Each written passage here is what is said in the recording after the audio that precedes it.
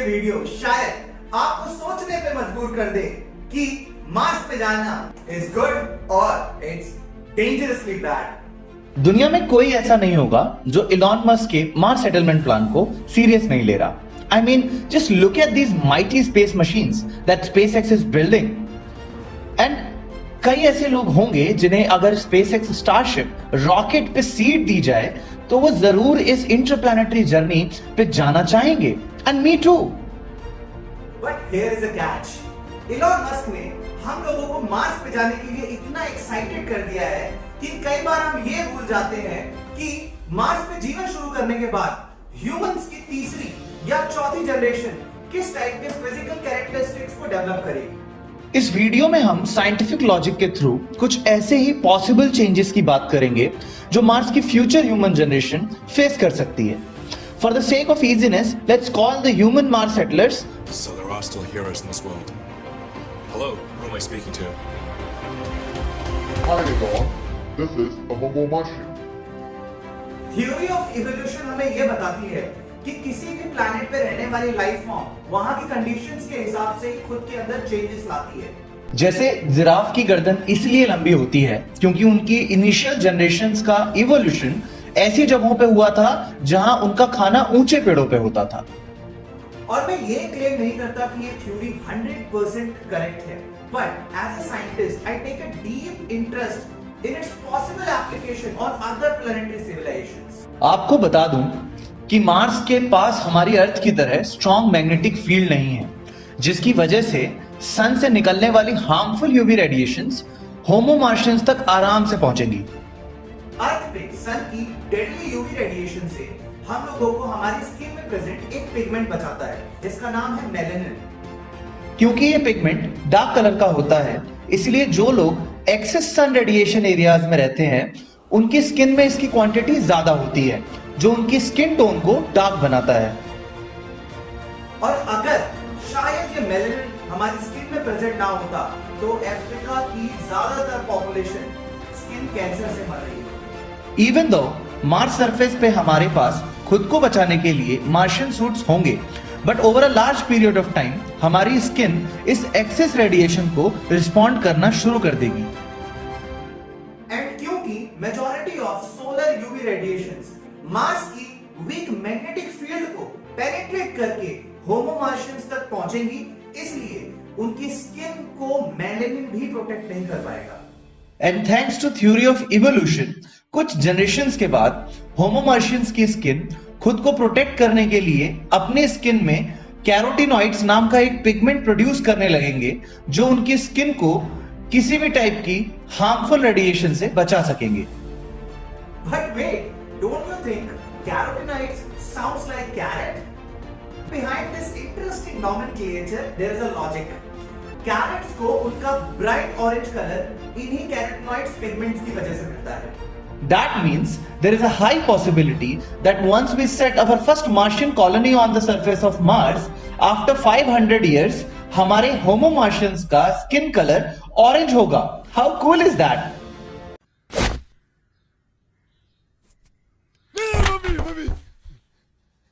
अब बात करते हैं यूनिवर्स के मोस्ट मिस्टीरियस फोर्स की। Not love but gravity.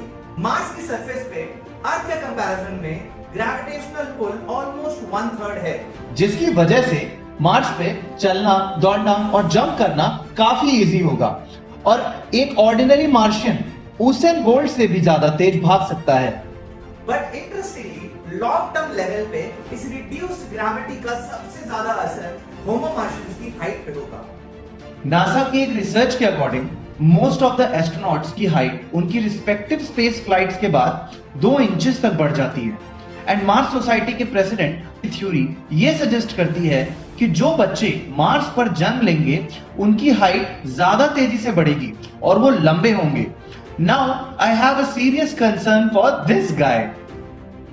एक और बात, इस नए चेंज की वजह से होमो मार्शियंस की बोन डेंसिटी भी काफी हद तक कम हो जाएगी, जिसकी वजह से वो एक बीमारी का शिकार हो जाएंगे जिसका नाम है osteoporosis.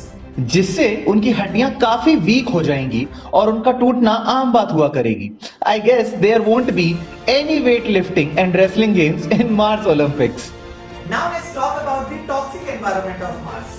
So as you know, Mars का एटमॉस्फेयर कार्बन डाइऑक्साइड से भरा हुआ है और वहां पर ऑक्सीजन सिर्फ 0.13% ही है।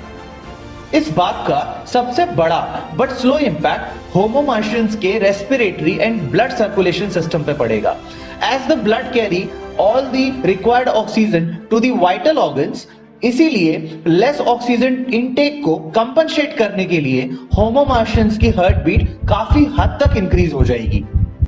जहां एक नॉर्मल ह्यूमन बीइंग का हार्ट 1 मिनट में ऑलमोस्ट 72 बार धड़कता है, एक होमो मार्शियन का हार्ट 100 बार से भी ज्यादा बीट करने लगेगा। मगर इस चेंज का एक बहुत ही बड़ा साइड इफेक्ट होगा, वो होगा होमो मार्शियंस का शॉर्ट लाइफ स्पैन। कुछ साइंटिफिक स्टडीज ये सजेस्ट करती हैं कि अगर होमो मार्शियंस का हार्ट इसी रफ्तार से पंप करता रहा तो इनकी ओवरऑल लाइफ एक्सपेक्टेंसी 30 से 40 साल तक की हो जाएगी, जो एक ह्यूमन के कंपैरिजन में काफी कम है।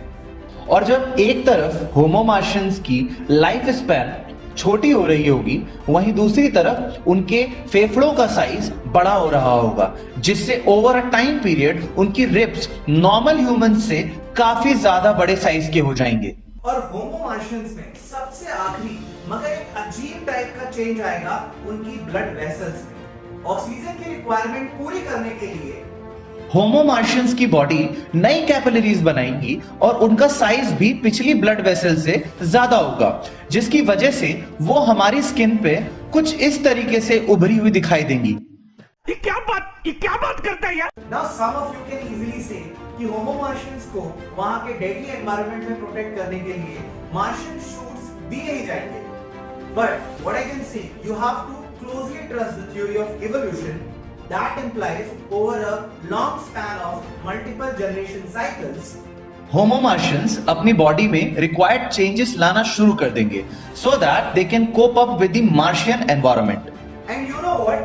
Weird बात ये है कि अपनी इस वीडियो रिसर्च के दौरान मैं ये सोचने लगा हूँ कि there might be a possibility कि जिन अजीबोगरीब दिखने वाले एलियंस को कनेक्ट करने के लिए हम इतने साइंटिफिक एफर्ट्स लगा रहे हैं, मे बी वो हमारे ही पूर्वज हों जो हजारों साल पहले अर्थ के किसी प्लैनेट किलिंग तबाही से बचने के लिए किसी दूसरे हैबिटेबल प्लैनेट पे सेटल होने चले गए हों। And there is a logical explanation that over a large period of time उनकी बॉडी ने कुछ नए फिजिकल कैरेक्टरिस्टिक्स को डेवलप कर लिया हो। I totally understand.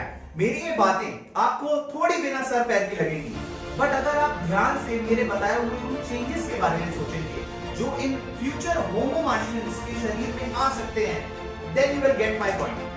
And who knows, हमारा कांटेक्ट एक ऐसी एलियन सिविलाइजेशन से हो जो मानव सभ्यता की सबसे पुरानी भाषा संस्कृत बोलते हो। It may sound stupid and crazy at the same time, but there is a slight possibility of it.